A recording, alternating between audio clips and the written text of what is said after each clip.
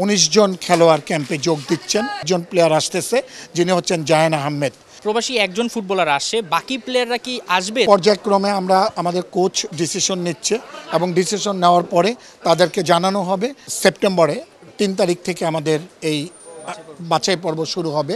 এই বাছাই পর্ব শুরু হওয়ার আগে আমাদের ফোকাসটা কিন্তু আমাদের এই ন্যাশনাল টিমের দিকে, যার পরিপ্রেক্ষিতে আজকে থেকেই আমাদের ঢাকা শহরের একজন অভিজাত এলাকায় একটা খুব ভালো একটা হোটেলে আজকে আমাদের কোচের তত্ত্বাবধানে আমাদের প্লেয়াররা জয়েন করতেছে এবং আমরা যতটুকু জানতে পেরেছি আজকে 19 জন খেলোয়াড় ক্যাম্পে যোগ দিচ্ছেন এবং এই 19 জন খেলোয়াড় ক্যাম্পে যোগ দিচ্ছেন এফসি কাপের জন্য।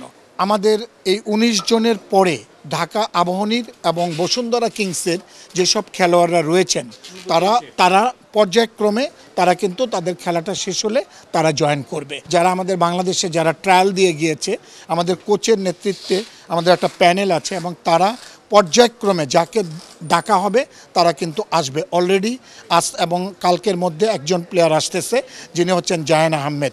এই 23 টিমটা আপনার বাহরাইনে যাবে আগামী 14 তারিখে বাহরাইনে যাবে এবং 14 তারিখে বাহরাইনে যাওয়ার পরে 18 এবং 22 তারিখে বাহরাইনের সঙ্গে 2টি প্রস্তুতিমূলক ম্যাচ খেলবে। এই আপগ্রেডগুলি আপনাদেরকে জানাচ্ছি এবং আমি মনে করি যে 23 যে টিমটা, এই টিমটা আমাদের একটা ফোকাস, আমাদের প্রেসিডেন্টের একটা ফোকাস, যাতে করে একটা ভালো রেজাল্ট করতে পারে সেই দিকে আমরা সজাগ দৃষ্টি রেখেছি। যার পরিপ্রেক্ষিতে তাদেরকে আমরা একটা ভালো হোটেলে আবাসনের আমরা ব্যবস্থা করেছি, থাকা খাওয়া এবং সকল রকমের যাতে তারা সুযোগ সুবিধা পায় সেই দিকে আমরা সজাগ দৃষ্টি রেখেছি।